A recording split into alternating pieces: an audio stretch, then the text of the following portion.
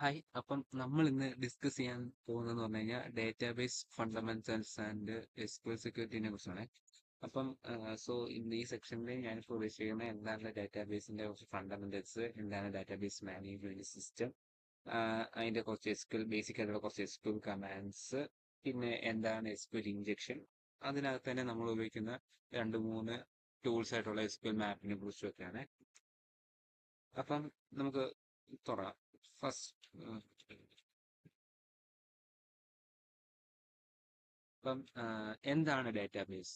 So database നമ്മൾ സിമ്പിളായിട്ട് പറയുകയാണെങ്കിൽ ഉദ്ദേശിക്കുന്ന ഒരു സ്ട്രക്ചർ ആയിട്ടുള്ള സ്ഥലത്ത് എവിടെയെങ്കിലും ഒരിടത്ത് നമ്മുടെ ഡേറ്റേനെ സ്റ്റോർ ചെയ്യുക, ഓർഗനൈസ് ചെയ്ത് വെൽ മാനേജ്ഡ് ആയിട്ട് നമുക്ക് എപ്പോൾ വേണമെങ്കിലും അതിനെ ആക്സസ് ചെയ്യാനോ അല്ലെങ്കിൽ അപ്ഡേറ്റ് ചെയ്യാനോ അല്ലെങ്കിൽ അനലൈസ് ചെയ്യാനോ പറ്റുന്ന പോലെ നമ്മുടെ ഡേറ്റേനെ സ്റ്റോർ ചെയ്യുന്ന ഒരു സ്ട്രക്ചേർഡ് ആയിട്ടുള്ള പ്ലേസിനാണ് നമ്മൾ ഡാറ്റാബേസ് എന്ന് പറയുന്നത്.